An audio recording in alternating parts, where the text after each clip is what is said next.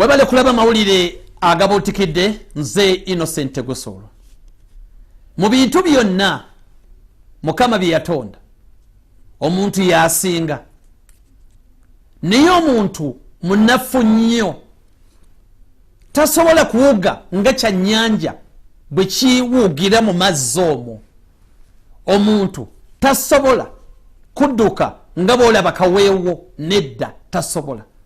Omuntu tasobola kuba w'amaanyi nga muvule, tasobola. Omuntu tasobola kulinnya muti nga nkima, tasobola. Omuntu tasobola kubuukira mu bbanga awo nga kinyonyi, tasobola. Wabula ensonga lwaki omuntu asinga ebyo byonna alowooza, ge maanyi ge. Ekyawula omuntu n'ensolo n'omuti n'ensozi kulowooza. Kulowooza kyekyawula ebyo ebibiri. Kati obuzibu buli nti tutabula okulowooza n'okweraliikirira.